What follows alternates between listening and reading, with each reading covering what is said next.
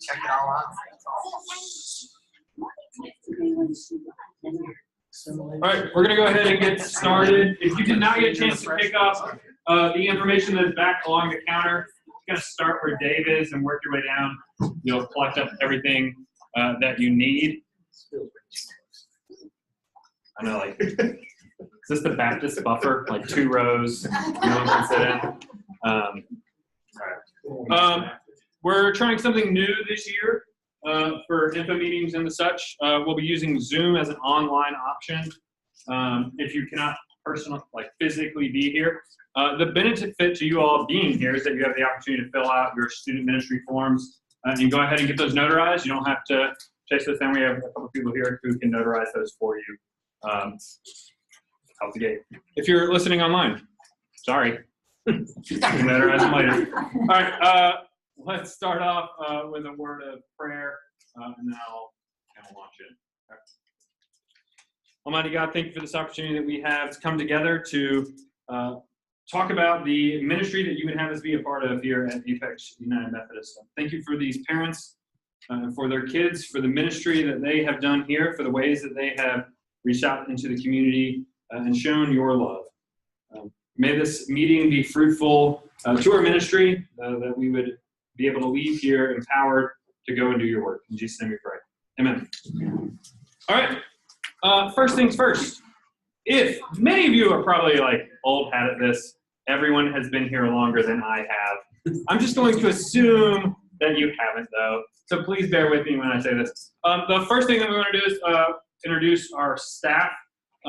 Back in the back is Dana Hall. She's our Associate Director of Youth Ministries. Dana has been here. On staff or at church? Let's go at church for 16 years? 15? 16 years. She's been on staff for 4 in November. You are probably most familiar with Dana. She has been an absolute godsend for me as I've been coming on. My name is Marcus McCullough. If we haven't had the chance to meet, I'm the Director of Youth Ministries here for the Apex campus. I hope that we will have the chance to sit down so I can get to know you guys and get to know your families. As you are coming in, if you don't mind, please filling out a name badge because I'm trying to learn 800 some names all at the same time. And I would appreciate the help of you wearing a name badge for me. And then you can also still quiz me on your name when you're not wearing a name badge. And that'll be a way to force me to learn names. So thank you for that. One of the things that I'm also often asked of is why youth ministry. So I just want to give a quick kind of backdrop for why I'm doing what I'm doing and why I think youth ministry is important within the church.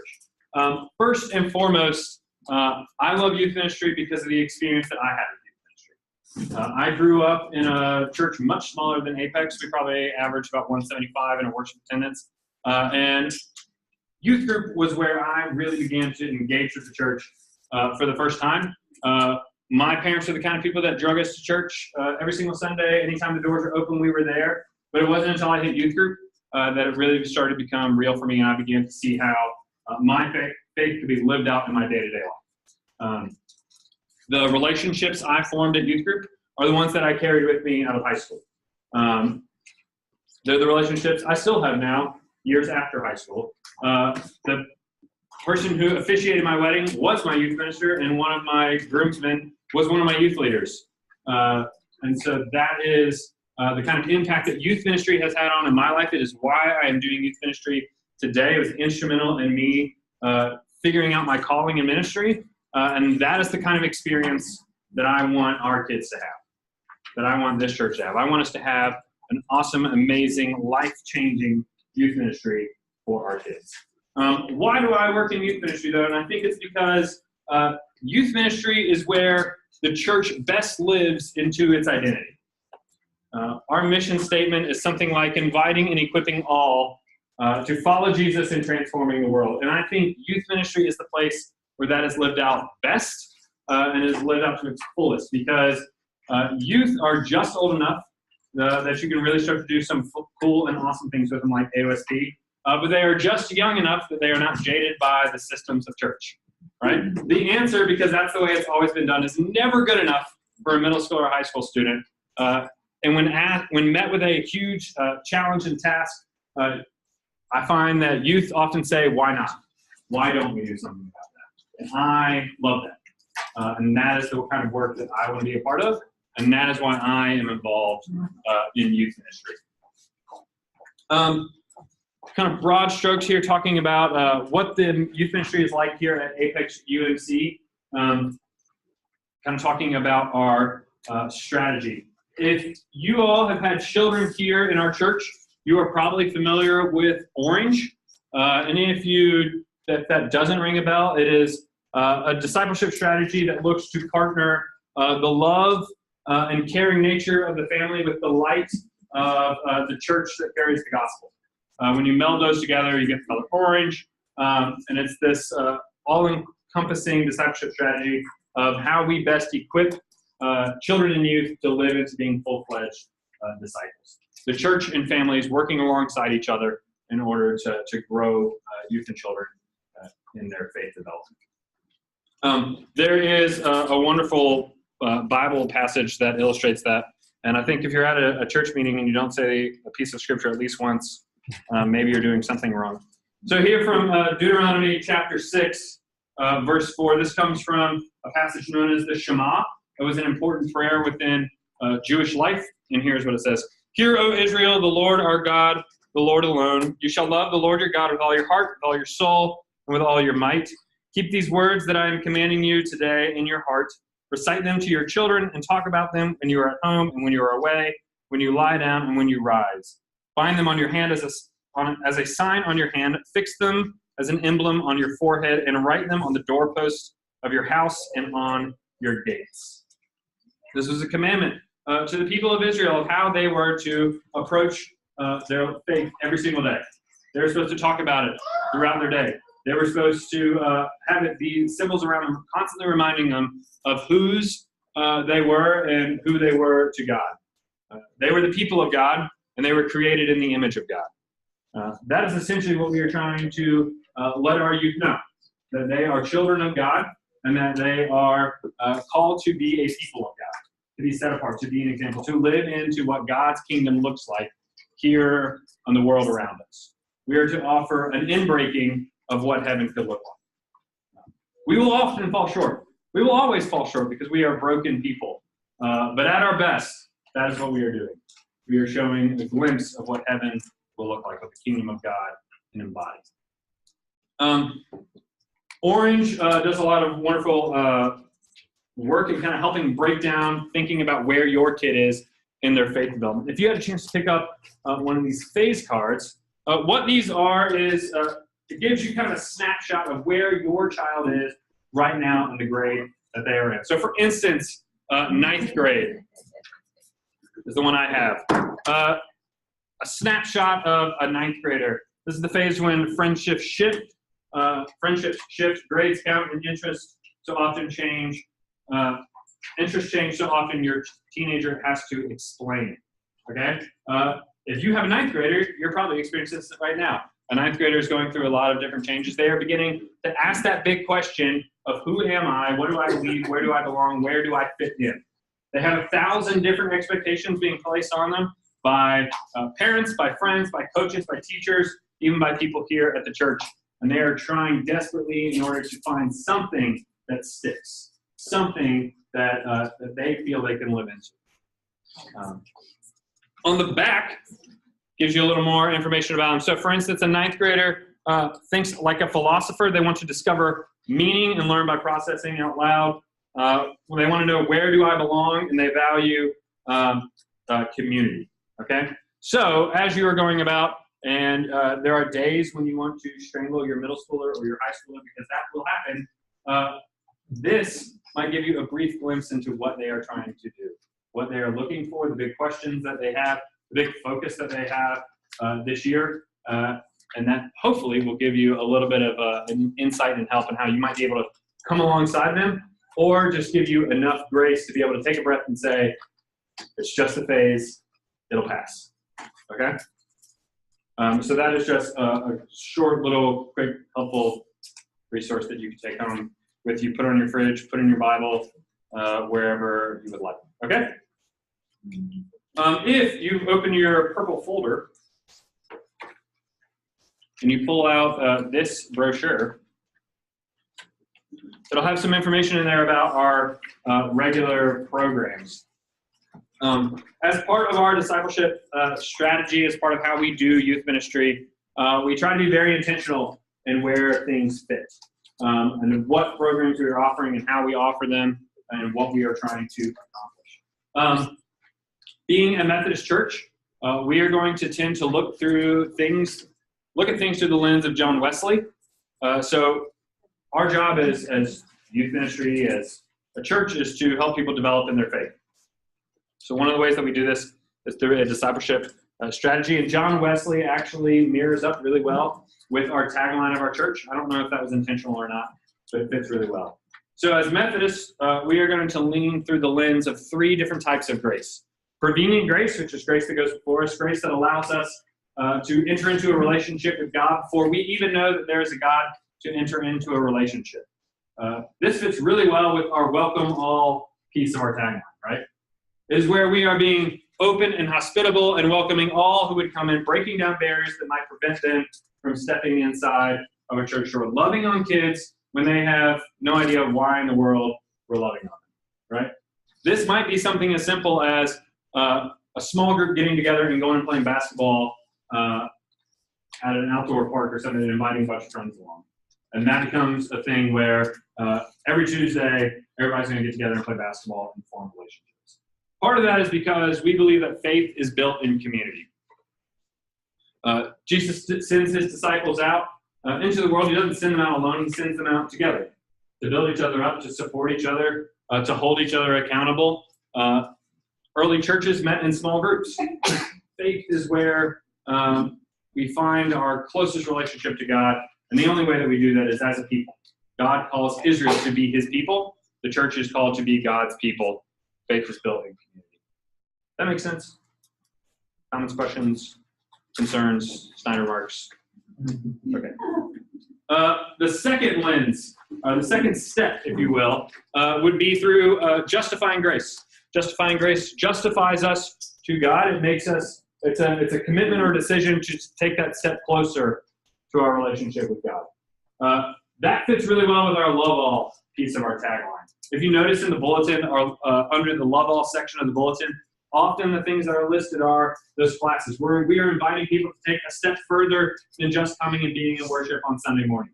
We are inviting them to take a step deeper, whether it be into a Bible study class, into a service project of some kind. For us, justifying grace will most look like our retreats. Those are a natural place where we ask you to make a commitment to something, whether that be to picking up a new spiritual discipline, to reading their Bible daily, to taking another step and becoming a member of this church, to being baptized, to coming through confirmation. Justifying grace fits really well in that second step. So if you imagine that welcome all is your step into the church, justifying grace is that next step in your relationship with God. Our third lens is sanctifying grace, or our serve all piece of our tagline. And these are the things that we do to build ourselves up in our sanctification towards perfection, as John Wesley would say. This fits really well with serve all. And we do a great job of embodying this through things like AOSP, through YES, through ASP. And that is an element that we are looking to continue to add to continue to build. But it's kind of that next step of taking ownership of something then and living into it as part of your faith life. All of our programs should hopefully fit in one of those areas, okay? I promise, one of the things I promise to you is that when we do things as a youth ministry, we will do them with intention. I know that you guys have 1,000 things going on your calendar, and I don't want to just add to your stress, right? The things that we do, I want them to count for you. I want them to be wins for you and your kids. So if you have a question of Marcus, why in the world are we doing trunk or treat on a Sunday night? Why aren't we doing a more in-depth Bible study, or why aren't we doing regular Sunday night youth report? Why is this just another thing on my calendar? Please feel free to come and ask me those questions, and I'll talk with you. If one of our programs has not been put through the lens of our discipleship strategy, and it is just a thing on a calendar, that's something that we need to know, and that's something we need to change. Trunk or Treat, for instance, is a wonderful piece for children as a welcome all event. It's just us loving on kids, providing a safe space for them to be able to come and trick or treat. For our youth, it's a wonderful opportunity for them to be able to serve. So it kind of fits that serve all component, that sanctifying grace moment for them where they kind of take ownership of something and have a leadership role in our children's ministry as an example. Going through our regular programs, just want to highlight a couple. Sunday night youth group is our biggest program right now. It starts this Sunday, September 10th. We are expecting between 100 and 150 kids to be here on Sunday night. It is a combination of large group teaching, big group games, lots of high energy, fun, and excitement, and small groups where your youth are broken up by gender and age group. Again, I know many of you probably already know this. If there's anyone new in the room, like me, that is what it is. The goal of these small groups is that relationship connection. Okay, worship on Sunday mornings is very content driven. 20-25 minutes of it are a sermon where they're getting excellent content from our preaching staff. Sunday school right now is very content driven. Large group teaching is very content driven. We want to create a space where youth can be known and know God. And those small groups create a wonderful environment for us to be able to do that. It is easy to be lost in the crowd with 150 kids. It's a lot harder to get lost in the crowd when there's 8 of you, right? We have a group of wonderful, wonderful small group leaders who have agreed to come alongside us in this and take ownership of their groups.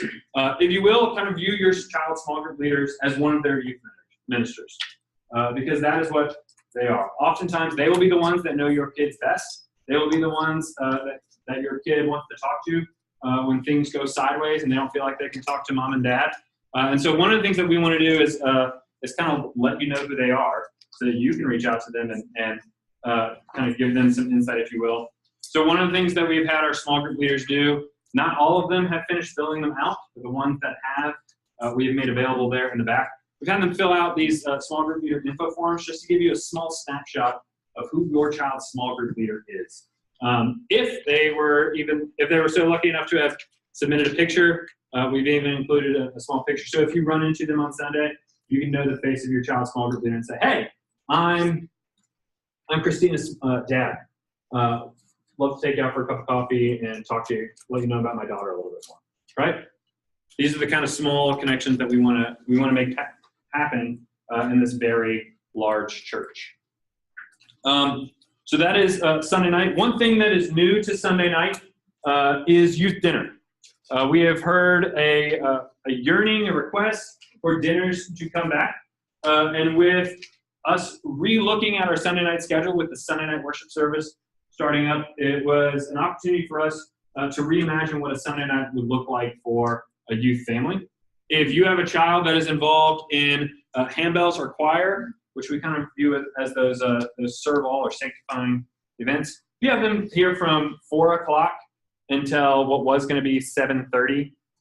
It's really hard for you to then figure out what in the world do you do for dinner. Are you having your kid eat dinner at 2:30 before you rush them here? No, not really. Or are you running through a drive-through on the way home before you try to get them home, get them in bed, get their homework all done, because Lord knows that they've waited until Sunday night in order to finish their homework. So in order to try and remove some of that stress, in order to try and come alongside you guys better, in order to try and listen to the things that we have heard requests for, we are bringing back youth dinners. Youth dinners will be from 6 to 6:30.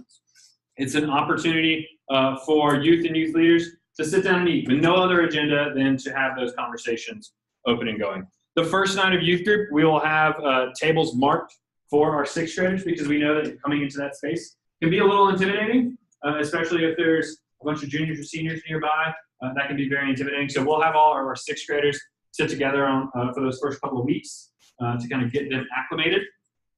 And we'll have conversation cards around all of the tables in order to help foster some of that relationship building and conversation that goes. I know there has been some questions about how do we pay for dinner. We are averaging dinner out to about $5 a head. You can go ahead and pay for the entire fall semester, which is 8 Sunday nights. It'll cost you $40. Inside of your folder is a little postcard with a QR code. You can scan that and it'll take you right to our website where you can pay with credit card. If you can't pay, if you would rather pay with check or cash, you can also do that. But we do ask that you fill it out online so that we kind of have a head count of who has paid, who has not. Each week in the newsletter, there will be an RSVP that goes out asking people to let us know how many people we're expecting for dinner so that we can be good stewards of our money and not throw out a bunch of food, right? Are there questions about that? How do we pay not all of them? Is there an option to not pay all of them? We would rather people pay all up front because not every meal is going to be, we are averaging out to $5 a head, but not every meal is going to be $5 a head. Some might be less, some might be more. One of the things, do I have it on here? Maybe I don't. One of the things that we are kind of focusing on this year, oh, yes, I do, I have it, it's coming up, is our value of compassionate service and hospitality, right? So one of the ways that we hope that you guys will help us live into that value of compassionate service and hospitality is by going ahead and paying for the full semester, even if you know you're going to miss 1 or 2, because then that allows us to not have to charge guests for dinner. Because the icky and the sticky of it is that food costs money, and we don't want for that to be a barrier for people coming in for the very first time, especially if they are friends of people or are members of another church or outside of our walls. We want to be as welcoming as possible. And so we are just asking, Kate has a question. What happens if? Oh, in just a moment, we'll have a dinner plug, and Kate and Jenny are helping to head up the wonderful team that's going to help make dinners possible. But I'll go ahead and throw it to Kate. Kate, say it. We're going to talk for a second. Okay. So I know, like, y'all dinner was big, and we were all sad, and then the kids were all sad. And so as Jenny and I have like phased out of youth later, like one thing we said is that we can do this. We can help make dinner happen again. It's a great question, Casey. We knew it was going to come up. And we will come up with a way that if you're new and you keep coming, you will pay. So don't think you're like, oh, I wasn't here the first week, I'm never going to pay for dinner. So yes, but we just want that first, visit to be. Like Marcus said, we don't want it to be like, I can't come because I didn't. The other big thing I want to say is, even if you pay for all 8 dinners tonight, we still need your RSVP every week. Because we're not going to assume just because you paid, you're coming. So still, that's the tricky thing. So right there, that is so important. So please RSVP.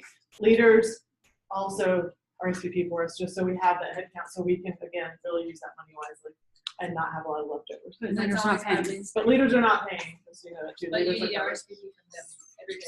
we get we still need the RSVP. It's super simple. It's 3, boom, when we get the number, and that's how we're going to shop based on that number. So and it'll become routine, hopefully. Like, yeah, see the email, and then I need a RSVP. Like, yeah. Your RSVP for food. Do you know what the menu is? We do know what the menu is. We know the whole semester is pretty much laid out right now.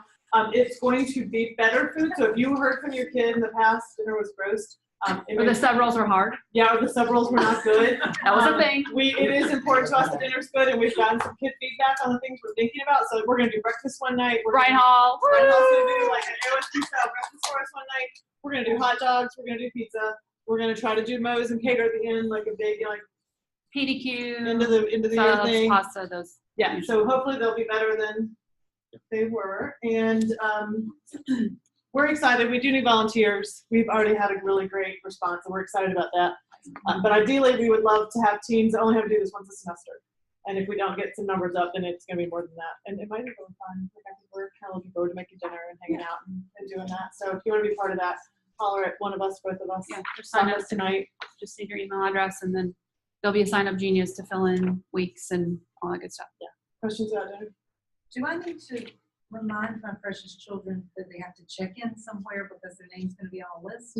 We're not Not for going to check. dinner. We're not going to check off. 'Cause And remember, dinner's optional. If you don't want to do dinner, Bring your kid at 6:30. That's the other option. So Dinner is not youth group. Yeah, dinner is an in between. So, and if your child's gonna attend Sunday night service, there will be kind of a natural break because that service will go till about 6:15. So your child will kind of have a natural point to leave after communion if they want to cover. So that's the other thing.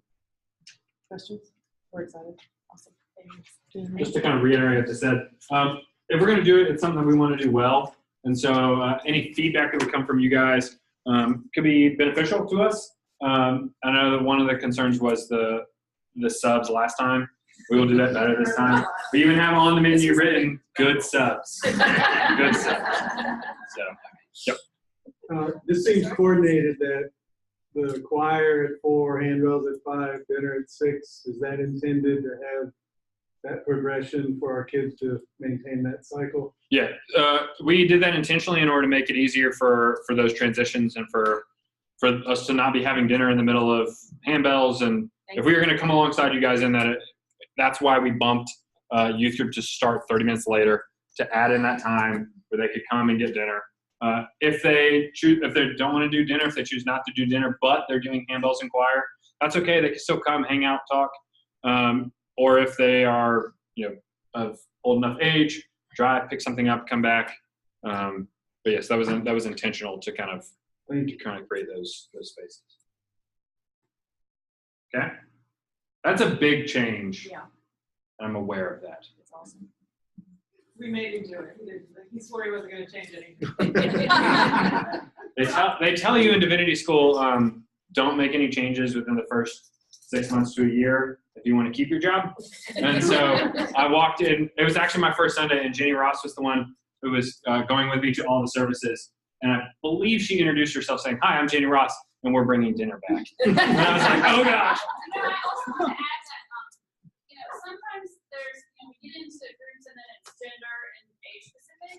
Yeah. And that is something that I think went missing for these few years we didn't have dinner. Is there's a little flirty going on during dinner. I mean, there's a little it's mixed gender, mixed age. You can hang with your friend that's a year older, you're younger, and the kids just really love it. So that's definitely a pro too. The message is, if it doesn't work, blame us, not.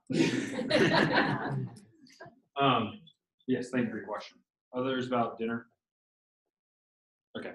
Another new thing that we are adding to Sunday nights is we want to introduce the spiritual discipline of tithing, getting youth in the rhythm of thinking outside of themselves and what can they do to contribute to the furtherment of God's kingdom. Lovely church language there. So the way that we are going to do that is that on Sunday nights, when we come back for our large group with announcements and such like that, we will have a special emphasis, a tithing emphasis that we will be doing. The first one for the month of September will be Hurricane Harvey relief work, and that's why you have these two things here. UMCOR has put out the word. They are on the ground. They are ready to roll. And talking to them, one of the things that they have said that they desperately need is hygiene kits. The items here, a hygiene kit cost about $12. And so we felt like that was something that was financially feasible for our youth to help contribute to, whether they have a job as a high schooler or whether they are have a weekly allowance or whether they have an odd job babysitting. We want them to be thinking in those rhythms of what can I do to give outside of myself for the furtherment of God's kingdom. So for the month of September, we will be focusing on building those hygiene kits for Hurricane Harvey relief work and those items there. Youth can come and drop off items on Sunday nights. We'll have a big collection bin. We will make it very obvious on Sunday nights. We will talk about why we are doing the kind of tithing emphasis that we are doing, all that. For October and November, our emphasis will be on Zoe. Zoe is an ongoing ministry partnership that we have as a church. We have sent several people on trips to go and to witness the ministry that Zoe is doing. Zoe does, I'm going to butcher this, and Jenny, please correct me where possible. Zoe does essentially orphanage-style work, but they develop work teams to make children self-sufficient, and they take care of each other, they build each other up. If you've ever heard the term toxic charity, Zoe is the opposite of There are different organizations that are going in and looking at Zoe to see how in the world are you having the results that you're having, because we need to be a part of that kind of work, where we aren't just coming in and offering a Band-Aid, but we are truly giving you guys the resources and the tools to step out of the cycles of poverty that exist. And so Zoe is a wonderful piece of that. Ginny's husband is actually on the board for Zoe. One of our youth interns, Hannah Dilday, had the opportunity to go to Africa last year, and part of her internship project is she's going to help head up that tithing emphasis for Zoe. So she'll be helping to collect all the information about it, to be sharing and crafting that story around why we as a church are involved in Zoe and why we as a youth group should care and why we should be a part of that work too. And so that is one of the emphasis that we will have through October and November. And more information will be coming about that as we get closer to that. Are there questions about the tithing emphasis? Are you encouraging items and money from the youth? For Houston, we are specifically encouraging items. We will certainly take money. You'll notice one of the items is actually $1 to purchase toothpaste. That's something that they do on the ground rather than buying toothpaste in bulk and then shipping, and then you don't know when distribution happens, and then it expires. So money will be a piece of that. I believe Zoe will be money. We recognize that they are youth, that they don't have ongoing jobs. We also recognize that they may try and come and hit you up for that money. It is not about the amount we give. It is about teaching them the spiritual discipline of tithing, about living into that rhythm, that this is what the people of God do, that we give back a portion of the blessings that we have been given to bless others through the ministry of God's kingdom. So for instance, for Hurricane Harvey relief, our goal is 100 hygiene kits. That's the goal that we've set. I know that our high school Sunday school class is going to make 30 on Sunday. So we are well on our way to that. But that's the goal that we've set, 100 hygiene kits. We also recognize that this is something new. I've already broken the cardinal rule twice by introducing new things within the first 6 months. Don't fire me. But that is something that we will be looking to do. We will always try to align our tithing emphasis with a ministry or mission that is going on a church-wide level. The church at large right now is collecting items for cleaning buckets, for flood buckets for Hurricane Harvey. A flood bucket costs like $65. We felt like that was a lot for our youth group to kind of tackle. And when we asked UMCOR and Mercy, Mercy is an organization in Goldsboro that works with them, what do you need? They came back to us and said, we need hygiene kits. And so that's where we're kind of running with that. All right. Anything else? Nope. Good. Something I kind of briefly mentioned, our focuses for the year. One of the things that we are getting into a rhythm of as a family of faith communities, as a campus, and as a youth ministry is trying to pare down and set goals and focus around our ministry years. We kind of view our ministry year as aligning with the school year. So generally speaking, August, September through July is kind of our ministry year.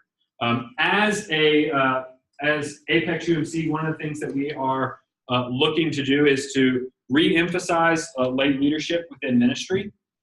We recognize that in this past season of transition, where we have had a lot of staff dropping out and moving and going away, and new staff coming on, there's been a lot of transition.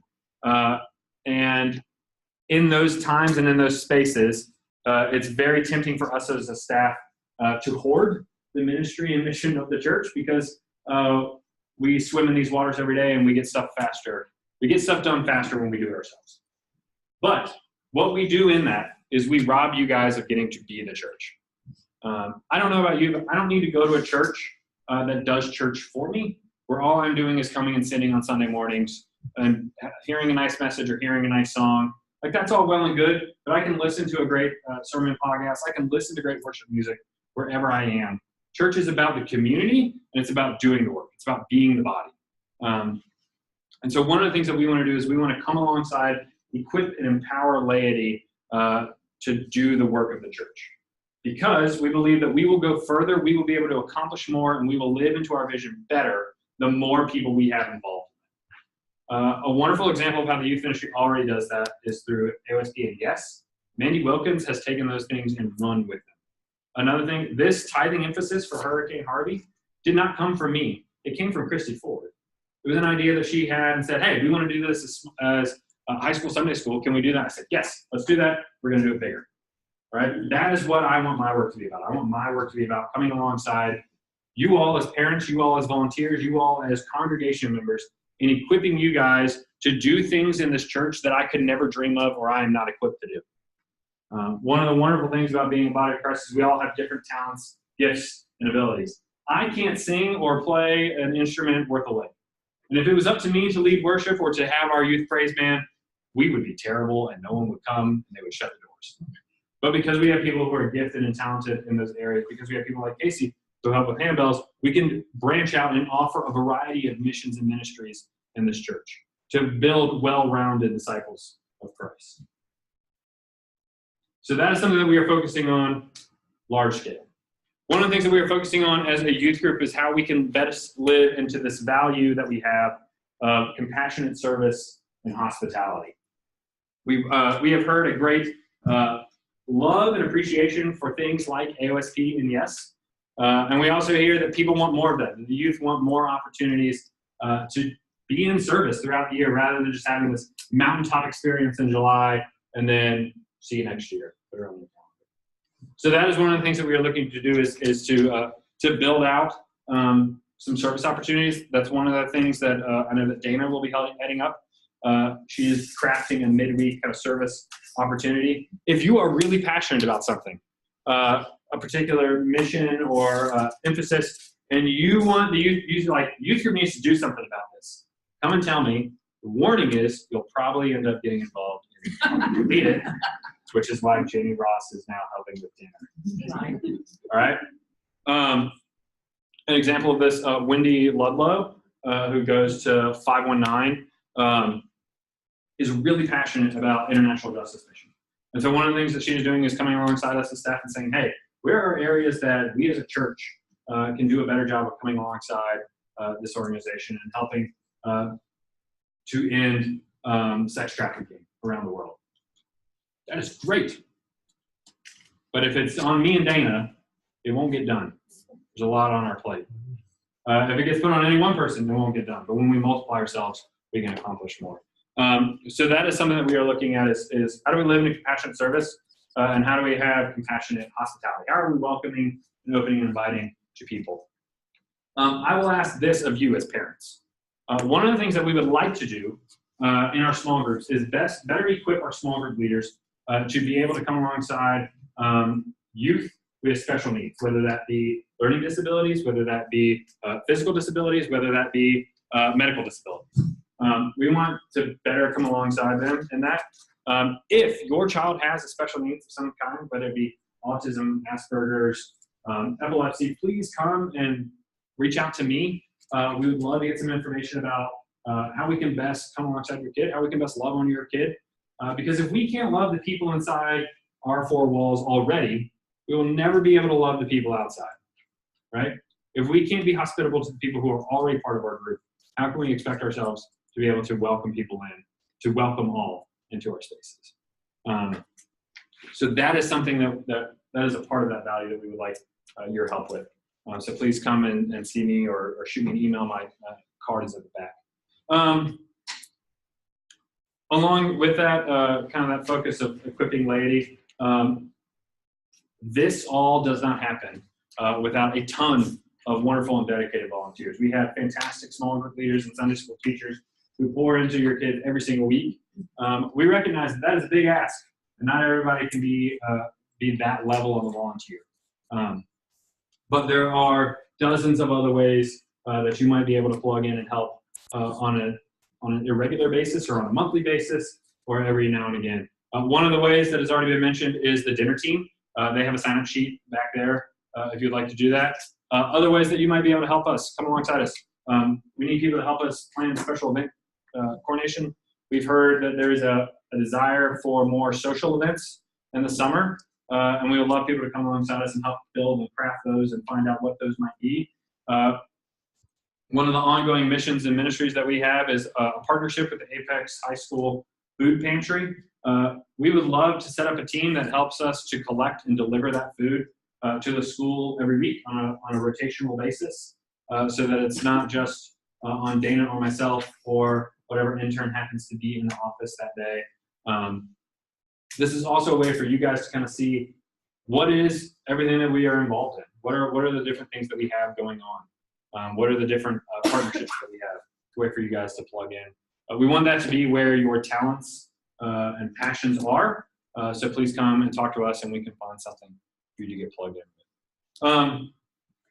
Finally, your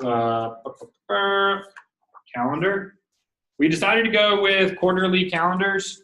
We'll be pushing these out every 3 months. They'll have important dates and times. All information, you can find all more information at our website, apexumc.org/ym. And that is where you can sign up and register and get more information about any upcoming events. Comments, questions, concerns about that? I'm just assuming if it says no youth group any other Sunday, normal youth. Yeah. Okay. So, yes. So we will not have normal youth group, for instance, on the night of the 100th anniversary, because we will be celebrating with the church at large for that. We will not have youth group the night of trunk or treat, because we'll be doing trunk or treat, and we will, as it says, not have youth group the Sunday of pilgrimage. And we will not have a youth group the Sunday of Thanksgiving, which is the Advent Wreath event, which is a church-wide event. Then we'll have the Christmas party, and then we're going to be off for the month of December, because I understand that that's the normal rhythm that you guys have found yourself in. So we'll keep that rhythm for this year. Anything sticking out to you on the calendar that you want to highlight? Say, Marcus, why in the world? Or Marcus, where's this? Or that makes sense? Yeah. No one's commenting on Zoom. We'll move forward. Two things I want to do. I want to touch on fundraising opportunities. One, you see this sheet. It's the Christmas tree sale. As I understand it, they're doing it a little different this year. You would turn in your form to the Christmas tree farm itself by October 31st, and then we get a portion of the sales on that. Also, if you just go and buy a Christmas tree at their lot and say that you were sent by Apex UMC Youth, we will receive a portion of that sale as well. Just a way to support the missions and ministries, youth ministry. I'm sorry, I don't know much more about these trees. I understand this is something we've done in the past. I can't. They're Christmas trees. I don't know what type. I don't know the quality. I think they're good. All right. We have one semi-endorsement. I They're feel church confident they're members. good. It's a great atmosphere. It's Awesome. good if you pre, if you show up. and grab It's all that about tree. church members. Fantastic. Yeah. Owned by church members. Good way to support Price point's good. local business. And you get to support the youth ministry while you're at it. So you're already going to buy a tree unless you're a Grinch. I don't know. Or you're like me and you're just like, I don't want to deal with the needles. I'm going to have a fake tree. If you're having a live tree, go ahead and buy it from here, and a portion will come back to us. Another fundraising event that we have, opportunity that we have coming up, we are going to be having church-wide t-shirts. So you can rep your church love while also supporting youth missions and ministries. This shirt, all of our volunteers will have and be wearing starting this Sunday, hopefully. I'm looking at Marnie. Yes. Okay.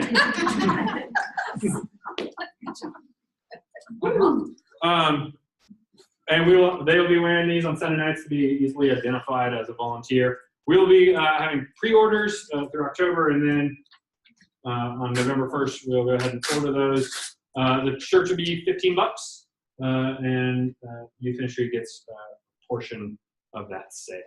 These will be church-wide t-shirts. If you've not seen the Water Tower t-shirt, Water Tower says Apex. We stole their design. It's the window that says Apex. And on the back, it'll have our logo and our website underneath the neck, underneath the collar. So these super soft t-shirts. If you like the Sunday cool t-shirt, Christy, stand up for a second. If you like if you like those shirts, it's soft like those shirts. Yeah, Heather. All right. So more information coming out about that. Be on the lookout for that. Last and certainly not least, if your youth is going on any sort of trip with us, they will need one of these student ministry forms. You can go ahead and fill those out. They have to be notarized, but we have some lovely notaries who have agreed to be here and help lend their legal status, I don't know, prowess to notarize those for you. So you can one-stop shop. Go ahead and fill it out. You don't have to worry about it for the rest of the year. I won't bother you until next year for your student. Yes. If we had a full notarized for this choir. Same form. So you're good. So we don't need to. Yep. If you had it notarized for any church youth thing, so youth choir, handbells, I don't know what else they would have got it for. But yes, same form. They're covered.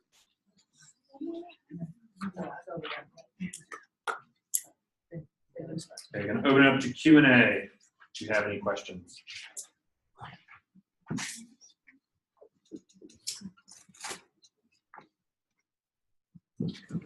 I'll take your silence as a roaring endorsement. It's all great. If you want to ask any private questions, you can, of course, come up and see me afterwards. I'll be hanging out here. Thank you guys for coming out tonight. Appreciate it. Looking forward to this year of ministry with you guys.